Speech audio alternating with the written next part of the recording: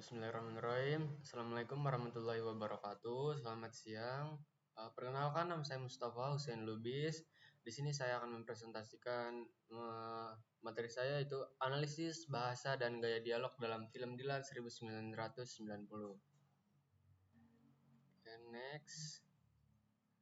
Latar belakang dari ini, film Dilan 1990 yang disutradarai oleh Fajar Bustami dan diadaptasi dari novel karya Pidi Baik menjadi fenomena besar di Indonesia. Sebelumnya sebenarnya film Dilan ini memiliki 5 series. Yang pertama Dilan 1990 pada tahun 2018 rilisnya, yang ini bercerita tentang Dilan yang bertemu dengan Milea, awal kisah romantis dari mereka. Dan yang kedua, film Dilan 1991 pada tahun 2019.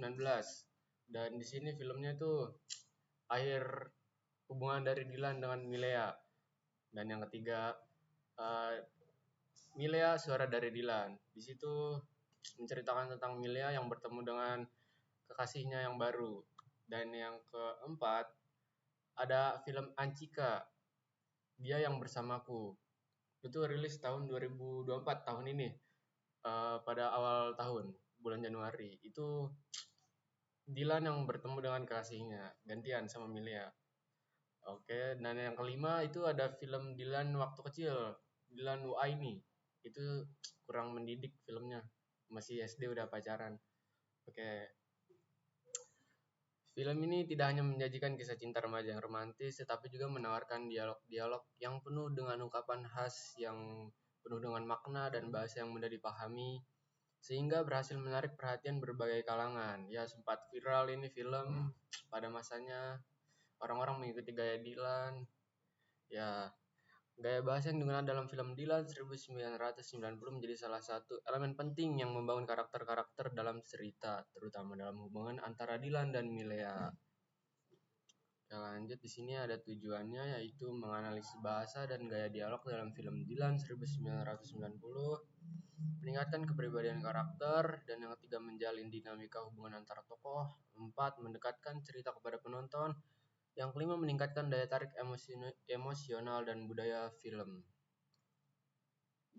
Oke, selanjutnya di sini ada metode penelitian. Metode penelitian yang saya pakai metode penelitian deskripsi kualitatif yang dipadukan dengan metode analisis wacana. Dalam hal ini, pendekatan deskripsi kualitatif memungkinkan peneliti untuk menyelidiki detail-detail kecil dalam film yang mungkin mengungkapkan makna-makna yang lebih dalam. Jadi metode ini lebih ke analisis, membaca, mencatat yang hal-hal pentingnya, berbeda dengan yang kuantitatif ya. Oke, selanjutnya ada pembahasan. Untuk pembahasan yang pertama itu penggambaran kepribadian karakter Dilan dan Milea. Untuk penggambaran kepribadian karakter Dilan yang pastinya romantis, humoris, dan sarkastik. Contoh di sini, jangan rindu, berat, kamu gak akan kuat, biar aku saja. Itu contoh Dilan yang sangat trending, itu kata-katanya, dialognya yang diikuti dengan remaja-remaja pada saat itu. Dan Milea yang karakternya formal, lugas, dan dewasa yang selalu melarang Dilan untuk bentrok dengan geng yang lain. Oke, untuk selanjutnya yang kedua ada dinamika hubungan antar tokoh. Di sini ada pendekatan awal, bahasa jenaka dan menggoda, yang pendekatan awalnya dialog Dilan pada saat itu bertemu dengan Milea.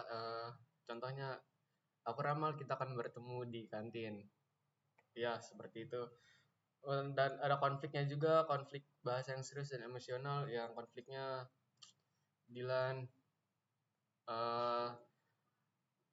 marah terhadap temannya karena temannya Dilan memukul Milea waktu pada saat itu. Dan keharmonisan, bahasa akrab dan penuh kehangatan. Ya, keharmonisan sudah pasti banyak di sini. Ini juga kan filmnya romantis. Oke, selanjutnya di ketiga, kedekatan cerita dengan pengalaman remaja.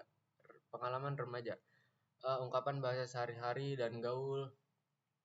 Dan yang kedua, ungkapan romantis dan humoris. Ya, banyak sekali kata-kata gaya dialog Dilan yang diikuti remaja-remaja hingga pada saat ini. Tidak lepas lah dengan orang-orang Indonesia Dilan tuh. Dan yang selanjutnya ada refleksi budaya. Nuansa budaya Bandung tahun 1990-an. Dilan yang sangat erat dengan nuansa Bandungnya pada saat itu, dengan dialognya, dialog Bandung, dialog Sunda yang sangat kental dan diikuti orang-orang remaja-remaja pada saat itu. Dan yang terakhir di sini ada kontribusi dialog terhadap kesuksesan film. Kontribusi yang pertama memperkuat karakterisasi, yang kedua membangun relasi emosional, dan yang ketiga merefleksikan budaya remaja. Yang keempat, yang terakhir meningkatkan daya tarik narasi. Oke, jadi itu pembahasan dari materi ini, dan di selanjutnya ada kesimpulannya, yaitu yang pertama menggambarkan kepribadian karakter, yang kedua membangun dinamika hubungan antar tokoh, yang ketiga mendekatkan cerita dengan kehidupan remaja, yang keempat meningkatkan daya tarik emosional dan budaya. Dengan demikian, penggunaan bahasa yang efektif pada Dilan 1990 berkontribusi signifikan ya terhadap kesuksesan film ini pada menarik perhatian banyak sekali kalangan penonton. Ya, seperti yang tadi saya bilang, film Dilan ini sangat trending pada masanya dengan nuansa budayanya yang di Bandung. Ya, logat Sundanya Dilan yang amat sangat kental, banyak diikuti remaja-remaja pada saat itu. Oke, di sini ada referensinya.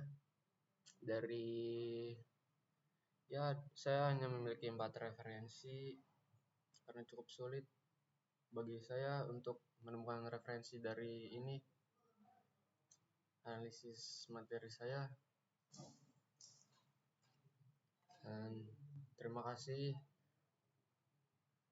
atas presentasi saya pada hari ini. Mohon maaf apabila ada kekurangan. Terima kasih atas segala perhatian. Assalamualaikum warahmatullahi wabarakatuh.